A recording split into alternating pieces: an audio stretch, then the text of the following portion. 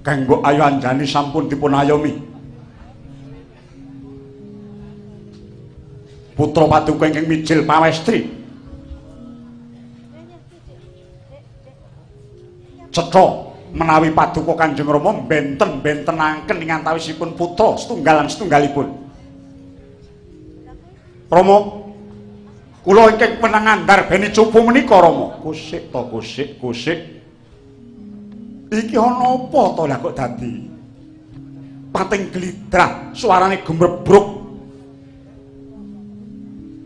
saka pangrasanipun bapa jroning pertapaning Agrastina kene iki mboyanate ana perkara ingkang dumadi ingkang nganti andadekake geder kaya mengkene. Anjani wonten dawuh ya kene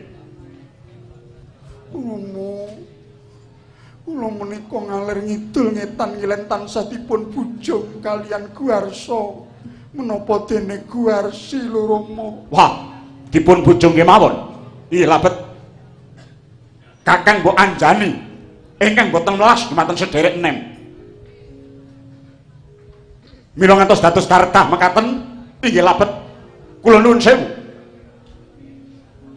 Paduka Kanjeng Rama ingkang boten tumindak sakmestinipun dhateng para putra.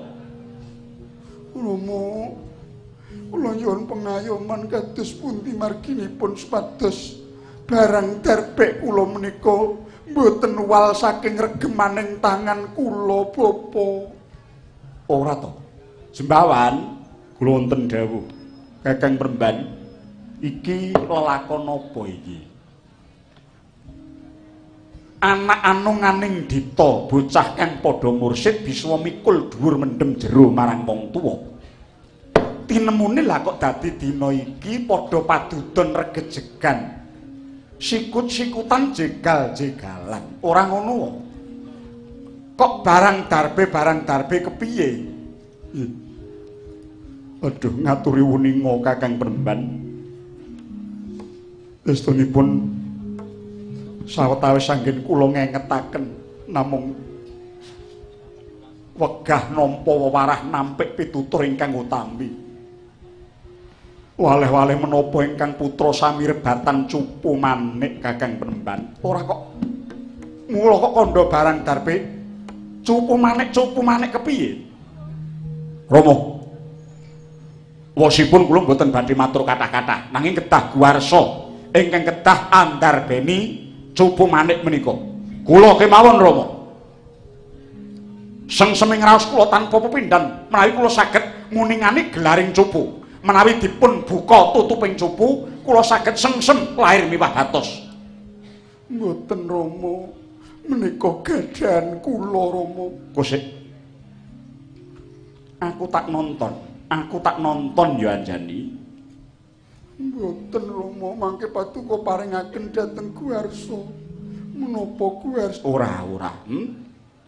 Aku yen wis kandha ora ngendi ana pendhita kang gentur tapane banjur ngendika goro. Maragake aku tak nonton kaya ngapa cupune. Anjani.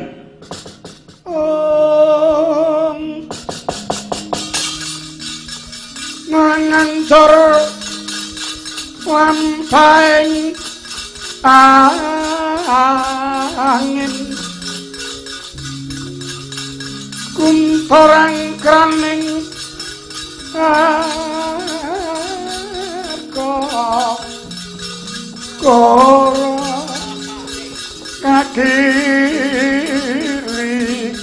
kiri orang bumi prakempita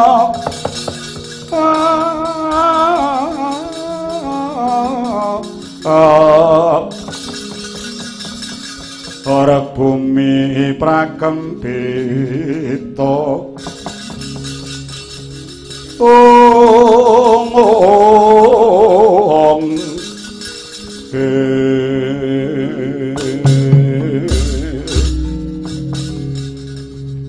wilahing Mastuna sidam sekaring bawana lan bela layak dadi rebutan anak-anakku. Jebul tinemune iki dudu barang wantah. Nanging cupu iki cupu kadewatan. Ana seratane kanthi aksara murup cupu manik astagina. Wah, tak cekelana ngepek-epekku kok mawa daya geter kaya mengki. Anjani. Kula Rama. Kowe entuk barang iki saka ngendi wong ayu? Anjani. Rama. Kula mboten saged matur Rama. Ora. Supaya tinar buka lelakon iki kowe kudu matur. Mboten Rama. Guwarsi, kula. Ngendi asale cupu iki? Yen pangapunten. Ngumun raos sing manah kula labet. Salaminipun gesang wonten ing alam padang kula katemben meninga muningani labet kangge dolanan Mbak Iwanjani. Nggih, Rama. Mila sanget kula kepengin andhar beni cupu menika Rama. Kosik. Yen ora ana kang sumurup, banjur iki saka ngendi sangkane jembalan? Waduh, Kakang Penemban kula mboten saged ngunjuk Kakang. Anjani. Guwarsa lan Guwarsi ngertine saka kowe. Yen kowe ora gelem matur ngendi mula bukane bela layak dadi rebutan anak-anakku. Jebul tinemune iki dudu barang wantah. Nanging cupu iki cupu kadewatan. Ana seratane kanthi aksara murup cupu manik astagina. Wah, tak cekelana ngepek-epekku kok mawa daya geter kaya mengki. Anjani. Kula Rama. Kowe entuk barang iki saka ngendi wong ayu? Anjani. Rama. Kula mboten saged matur Rama. Ora.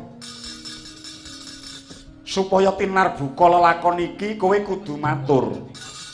Mboten Rama. Guwarsi, kula. Ngendi asale cupu iki? Yun pangapunten.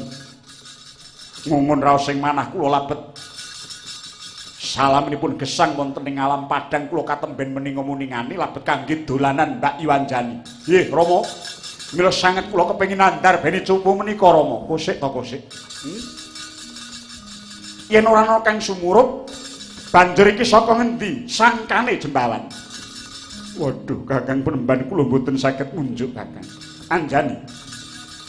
Guwarsa lan Guwarsi ngertine saka kowe. Yen kowe ora gelem matur ngendi mula bukane cupu iki, aja takon dosamu. Rama Penemban. Wanter pitungkasipun ingkang maringi cupu menika. Kula mboten dipun keparengaken munjuk atur dhateng sinten kewala. Kalebet paduka Kanjeng Rama Penemban. Ora sing menehi cupu kowe iki bangsane apa? Lah kok dadi ora kena dikandhakake. Aku iki wong tuamu.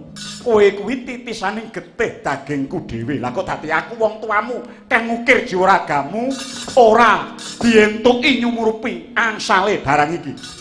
Rama, sampun ngantos duka nggih Rama. Wong ayu gagih kondo. Yen kowe ora gelem matur, perkara iku ora bakal tuwa apa padhang. Kang Mbok Ayu mbok iki matur. Inggih, Kang Mbok. Dipun aturaken kemawon, Kang Mbok. Saking pundi, Kang Mbok? Perlunipun mangke kula ingkang darbene, Kang Mbok. Rama Penemban. Wale-wale menapa cupu menika ingkang maringi Kanjeng Ibu. Opo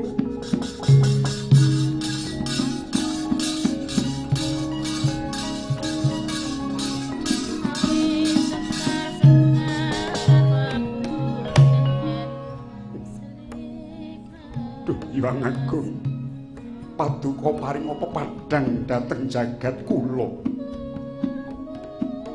Iki lelakon apa iki?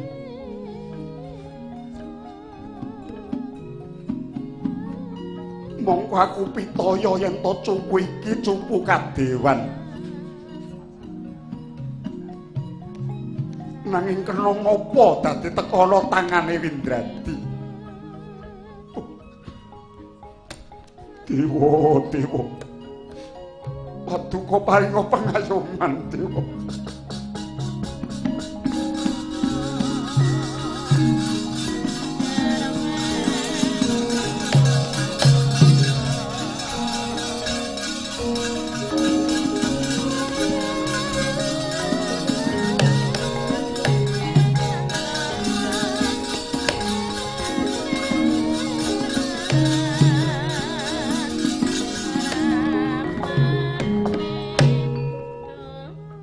Windradi.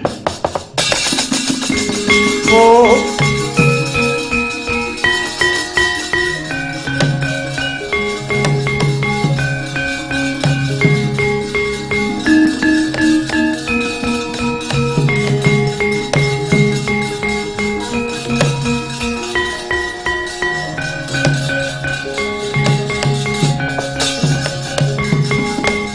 Semadananira layu meles dening marus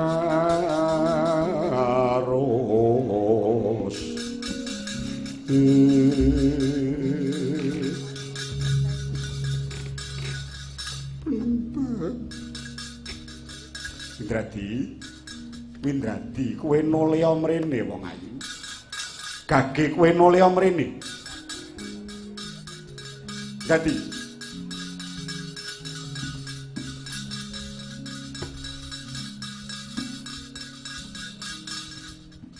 aku tak kandha ya wong ayu. Aku tak kandha nanging sadurunge aku kandha karo kowe.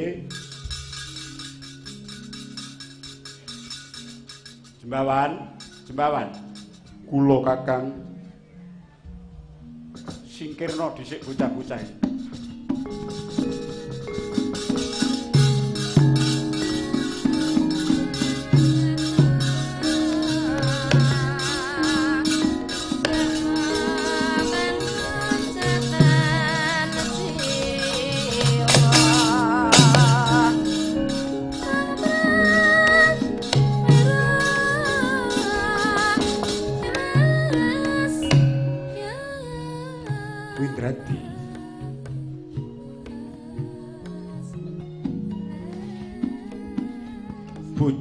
apa? Bojo kuwi apa, Dari? Garwa kuwi apa? Inggih. Istunipun waleh-waleh menapa? Garwa menika tiyang kalih ingkang dipun tunggilaken sak badan. Garwa menika kalih pribadi ingkang sampun nyawiji. Ingkang kekalihipun kala wau gadah ancasing sedya gesang sesarengan mila kakungipun kedah maringi kawigaten dhateng ingkang putri, maringi kalodhangan ingkang mirunggan dhateng sisianipun, malah kapara maringi regi ingkang langkung larang dhateng putrinipun inggih garwanipun. Kanthi cara menika pribadi kalih ingkang sampun nyawiji kala wau leres-leres badhe kukuh bakuh boten saged kapisah selaminipun penemban. Kuwi yen garwa. Terus yen putra. Putra menika woing katresnan inggih woing jatuh krami. Wujud sesambetaning rama ibu. Wujud sesambetan kala wau. Anggenipun andon tresna wonten ing Madyapada dipun nangkah ngantosa selaminipun.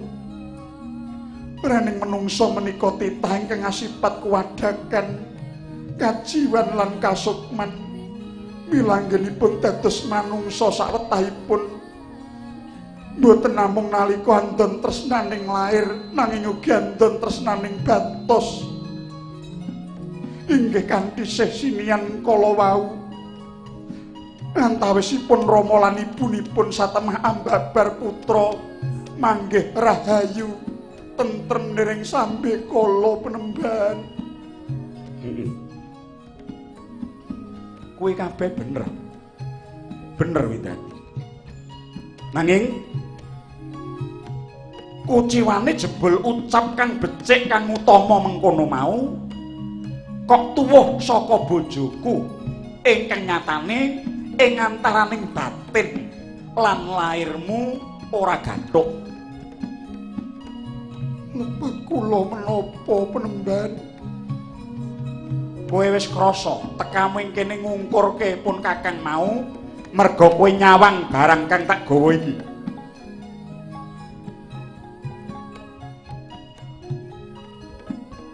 Coba iki saka ngendi?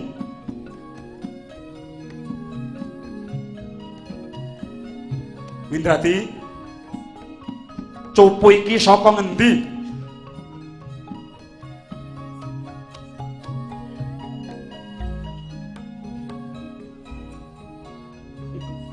Diwa. Ana Madyapada lumahing bumi kruping langit iki ora ana wong wadon kang tak tresnani lair temekaning batin kejaba mung kowe Windradi. Wiwit kuncung nganti gelung nggonku bebrayan karo sliramu anane mung andon tresna katone kowe setya bekti marang pun kakang nanging tinemune saiki kok bribek-bribek nggawa wisa. Aku ora kepengin padudon jroning kulawarga mundhak dirungu tangga teparo ora kepenak rasane luwih-luwih yen to nganti anak-anakmu padha krungu. Mula supaya aja nganti dadi perdonding antaranipun Kakang lan Siadi, jawaben seklimah wae. Cupu iki saka ngendi?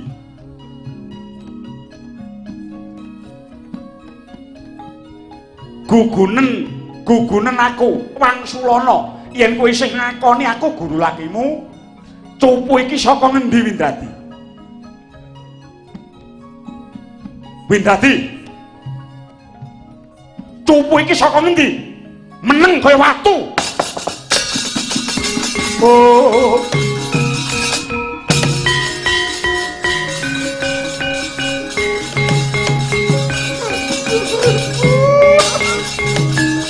Oh.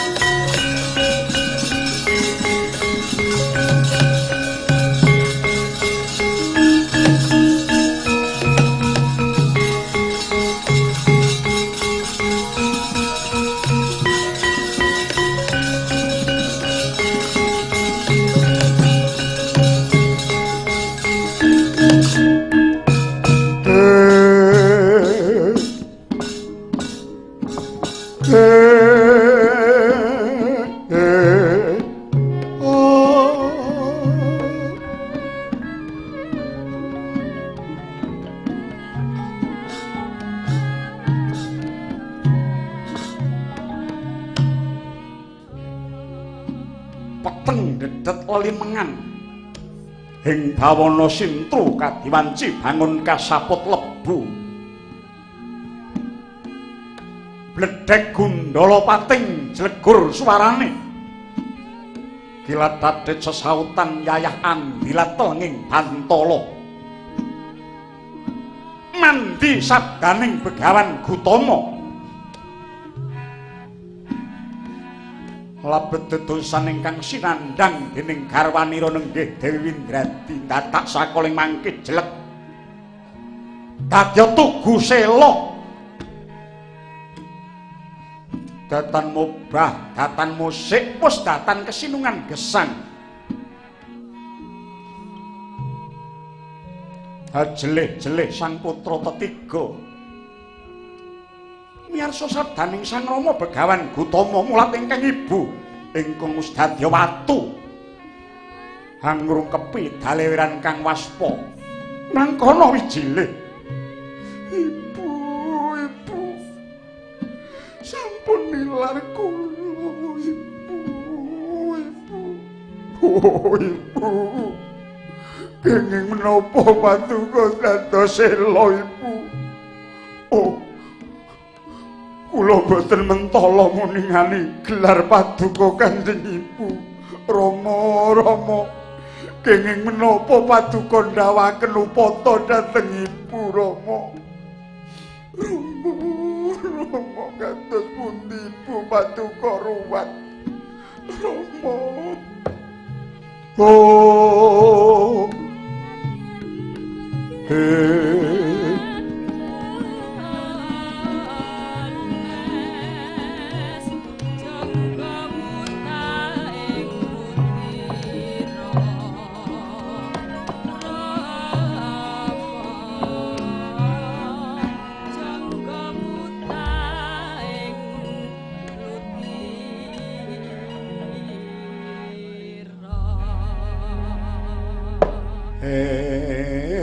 Kono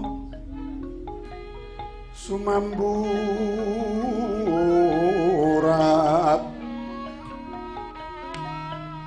lir kawratan getih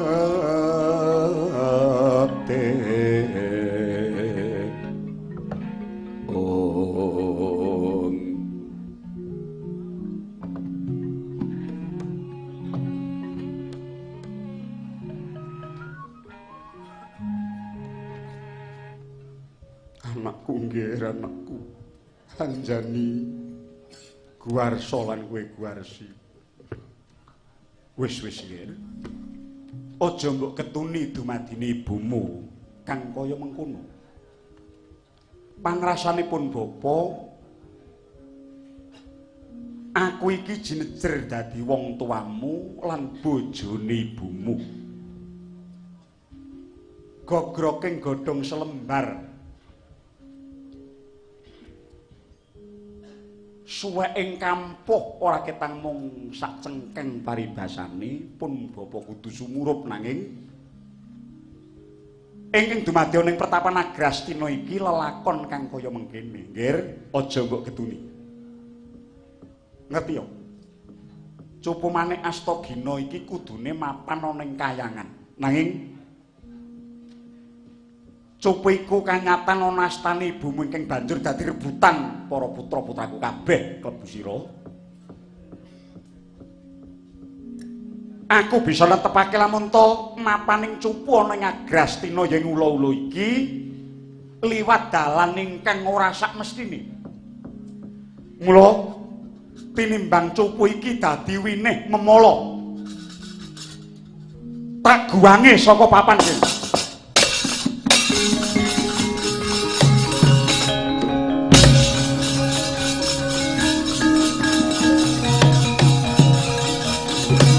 Loh, Anjani.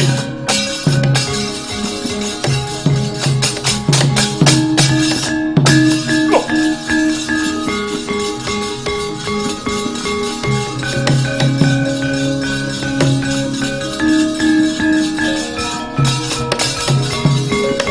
Waduh, kados pundi Kakang Penemban ingkang putra? Weladal. Semune kok banjur nekat kepengin ngoyak cupu kae. Waduh, kados pundi Kakang? Tututana jembalan.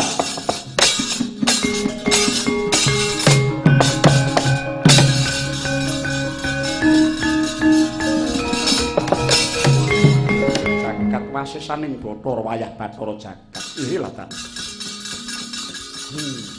Madima ning alam padang dadi ibune bocah-bocah lah kok dadi. Kowe wis nggawa wisa. Kowe nggawa racun kaya mengkene kowe Windradi. Mula kaya wis sak trepe ento kowe dadi watu. Aja ngregeti kasutapanku. Aja ngrendeti nggonku nggayuh sampurning loya. Tak seblak mbarat mbuh tibamu.